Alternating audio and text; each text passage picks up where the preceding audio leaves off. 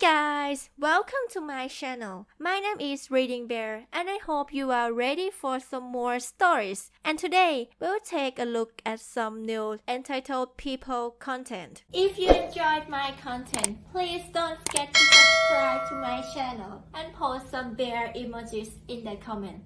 And now, let's dive right into the stories. The first story is titled, "Neighbors constantly used my pool without permission. I built a huge fence, I'm the property owner."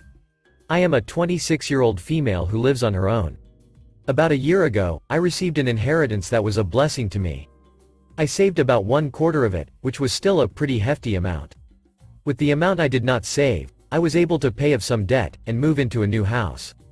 It helped me stop living paycheck to paycheck, and I was forever grateful that I had come across this inheritance. The house I bought was beautiful, and it felt like a safe place to come back to after work or being out for the day. I never felt like this living in my crappy apartment. And another big win, the house came with a pool. I never considered myself a swimmer, but the pool was calling my name every single. It helped me relax, and actually lose quite a bit of weight.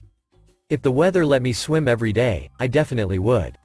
However, there was one major issue, the family next door. Shortly after I moved in, the couple next door came knocking on my door introducing themselves to me. Their names were Mitch and Kim, and while they seemed friendly at first, it soon became clear that they almost felt entitled. Kim had told me over a couple of cups of coffee that the previous owner was an elderly couple, and that they would let the kids come over and play in the pool. The couple's grown children had moved to different states all across the US, and they did not like the quiet. It made sense, if they were lonely and missing their kids, it gave them sort of companionship. However, that was not the case for me. There was nothing more that I loved than being able to come home and relax in the peace and quiet. Besides this, I am a pretty introverted person.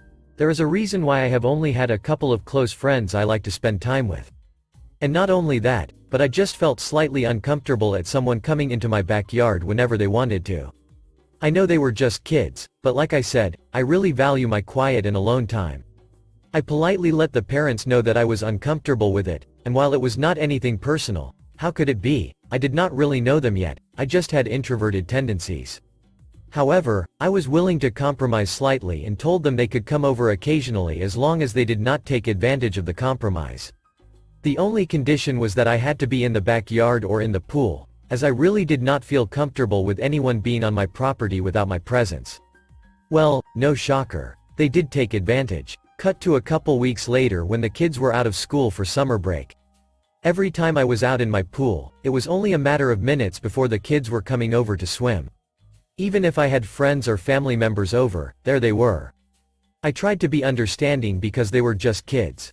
But it seemed like Mitch and Kim were not doing anything to prevent this, or they did not even explain to the kids that they were allowed to come over occasionally. I dealt with it for a while, except I started getting really irritated when Mitch and Kim would come over to swim. At this point, it really felt like they were trespassing on my property. On one day in particular, Mitch came over by himself when my best friend and I were spending the afternoon hanging out by the pool. It already felt uncomfortable, being as that we were two females alone. I should not have had to feel uncomfortable in my own house, but it gets even worse. When I was getting out of the pool, Mitch made a gross comment about how well I filled out my bikini. This was the last straw for me. I immediately let him know that he needed to leave because my friend and I were going out for the night. I did not miss the way he eyed both of us as he walked back to his house. I started discussing with my friend what I could do to stop this. I was not a very confrontational person, but I needed to stop this. She suggested that I build a fence with a gate, so that only people with a key to gate would be able to enter the backyard. I was also planning on getting a dog, so I wanted to make sure my pet would be safe. Well, cut to about a week alters when my friends and brother came over to help me start digging holes for privacy hedges and installing the fence. Kim ran over right away and see what was going on. She immediately started questioning me and said that the fence would make it harder for the kids to come over and play in the pool. I told that I was aware, and that this was the whole point of putting up the fence. She started pulling some fake tears and nearly choked up when she told me that, "You're going to deprive the kids of our pool." Now, I am not a confrontational person. But in this instance, I was. I let her know that it was not our pool, but that it was my pool. I told her how I said in the beginning the kids could come over occasionally and how they took advantage of that, Not only that, but so did her and her husband. She was not happy to hear this, and I let her know that my friend and I were not happy to hear Mitch make gross comments about us in our bikinis. She was livid. But guess what? Now I am enjoying my pool without my neighbors taking advantage or gawking at me. Oh, and they will not speak to me anymore either. Win-win. The next story is titled, "You Won't Stop Smoking on Your Porch at Night? Guess we'll burn our house down." Just found out why there were a bunch of flashing lights and loud sirens on the street behind mine last night and I am gobsmacked. The family that used to live in the house behind mine who ever so helpfully called the police on me after I gave them a heads up about their Wi-Fi has moved out. A new family has moved in. Our houses are separated by a couple 100 feet and a brush line. I found this out because they came to talk to me last week about my smoking a joint before I go to bed on my porch, and how the smell is terrible and it's bothering them and I just need to not do that. Note: I smoke precisely 1/2 gram joint on my screened-in porch before bed perhaps 3 to 4 times a week. The likelihood that any of the smoke from that is going anywhere near their house is slim to none. I told the new back neighbors I'll turn a ceiling fan on to thin out the smell, but I'm not going to get eaten alive by bugs just before bed because they don't want me to smoke on my own property. I guess this answer didn't satisfy them, because last night one of them came up with a cunning plan to get back at me. They dug a hole in their lawn, built a fire with a bunch of green pine wood so it'd be extra smoky, started the fire, and then put a box fan pointed at my porch next to the fire and went inside. 3 guesses what happened. If you guessed they set their own house on fire, you would be correct. One of their next door neighbors called 911 because some cinders from the fire set my back neighbor's house on fire. I have no idea how much the fire damaged the house, only that the people who lived there got arrested and given an impressive set of fines for negligence and a bunch of other things. Did I mention my county is under a fire weather warning and all of those fines are multiplied? The juiciest part and the reason I decided to post on here about it was, one of the cops was talking to the neighbors who were going on and on about the awful pot smell that I was causing and making the house uninhabitable.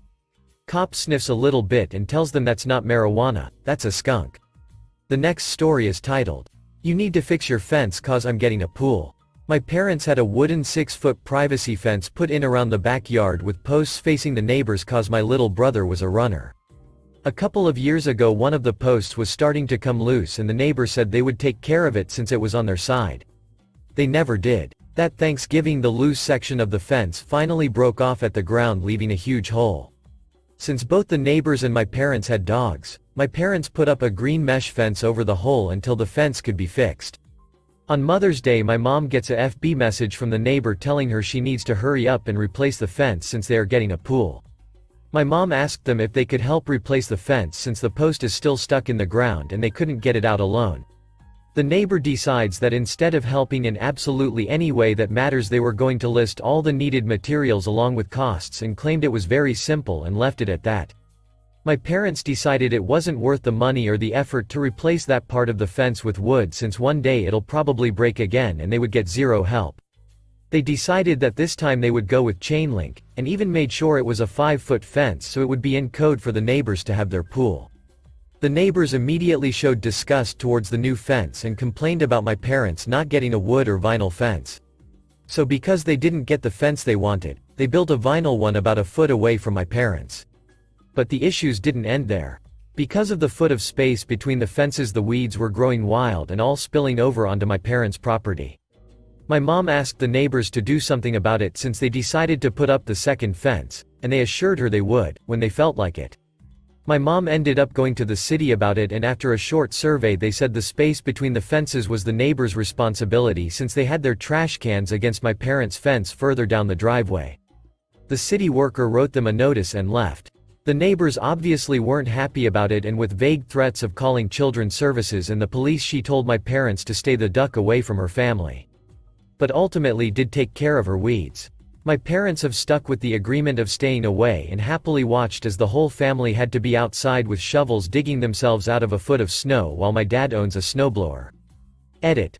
For further context, the posts are facing the neighbor's property because my little brother is autistic. He has jumped our old 4-foot chain link fence multiple times to go visiting. We were worried he would try to climb this fence too so we had it installed backwards. We let the neighbors know that the fence is on our side of the property line and they are more than free to use it, and we had no problem being the ones to maintain it as long as we were given access to it. The neighbors in question didn't want us on their property, so they agreed to be the ones to care for it. As for the weeds being their responsibility, our fence extended further than the one they installed. The city said since they had their trash can stored right up against our fence, the foot of space between the two became theirs, thus their responsibility. The next story is titled, "My Neighbor Strikes Again." At least, it's probably her. I've posted about my next door neighbor before. About her calling the cops on my car in my own driveway. Her complaining about the hedge. And her coming to my door to talk to me with COVID symptoms. But I have a new one, this one just from today. So, I'm sitting in my office, which has a window that looks out into the front yard. I have one of my vehicles parked in the street in front of my house, and two in the driveway. I happened to glance outside and see a sheriff car pull up in front of my car. I thought it odd, but figured maybe something is going on in the neighborhood. So I keep an eye on what's going on. I then see the officer get out of the car and walk to my car and start looking at it. I figured I should go outside and talk to them. So, I put on my mask and hobble outside, still recovering from surgery. The interaction goes something along the lines of this. Me. "Good afternoon, officer, can I help you with anything?" Officer. "Good afternoon. We got a report that this car might be abandoned, is this yours?" Me. "Yes. And it's not abandoned." Officer. "The report I have is that the car has been sitting here for weeks without moving. If the car is not operational, it has to be moved off the street." Me. "I actually drove it yesterday, was gone for about an hour. I also drove it on Friday when I went to the pharmacy." Officer. "Do you happen to have any proof that you drove it?" Me. "Of course. I go to my car and get out a piece of paper and show him. As it happens to be, the reason I had it out for an hour yesterday was to go get it smog checked, called DEQ in Oregon. When you pass, they give you a receipt that shows you passed DEQ, and it has all the information on it about the test, including the date and the amount you paid, etc. So the officer just looks at it and then hands the paper back to me. Officer. "Thank you. Clearly if you were at DEQ yesterday and passed a test, the vehicle is not abandoned." Me. "Nope. My guess is that my annoying neighbor called you guys. She's always doing stupid stuff like this because she feels the neighborhood is under her domain and control." Officer. "I cannot provide that information." Me. "I know, have a good afternoon. Happy Thanksgiving." Officer. "Happy Thanksgiving to you too."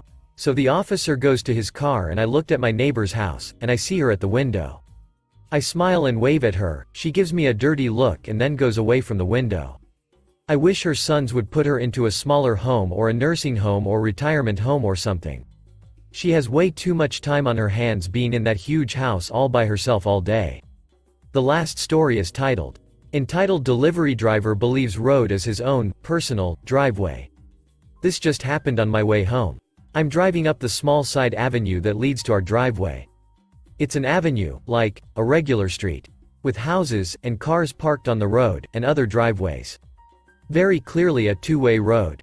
As I'm driving up, I come upon this Lexus. Of course it's a Lexus, trunk wide open, with stuff in it, and driver's side door open.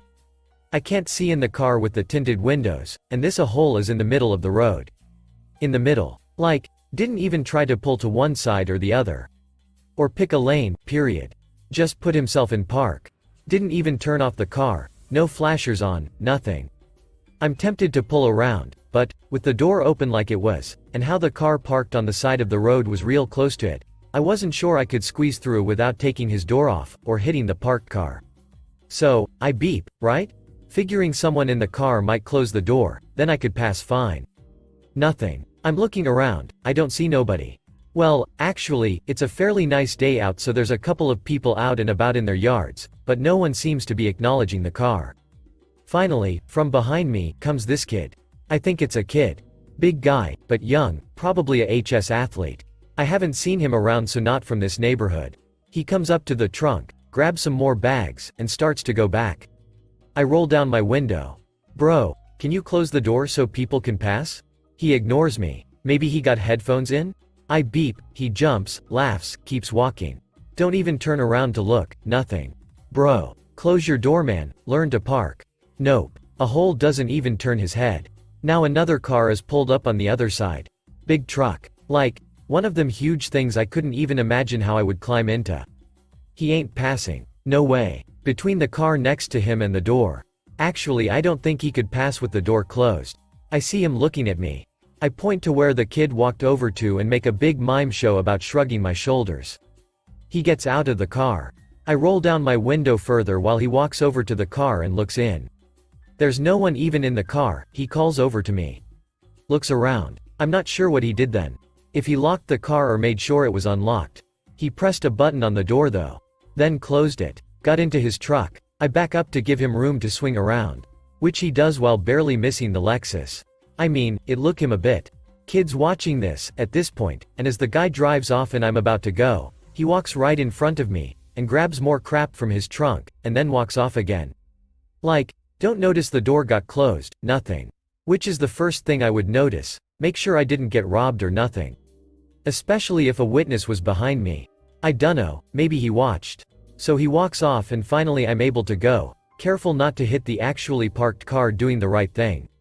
Like, 10 minutes, I had to wait, a block from my own damn house. Like, seriously bro. Part of me really wanted to see if the guy locked the door on the kid, and watch from my lawn. But, I had groceries to bring in, and as I brought in the last bag and shut my trunk, he drives by. I scream, learn to park a hole, with my middle finger up. My wife asks what that was all about. So I tell her the story. And now you. Thanks for listening.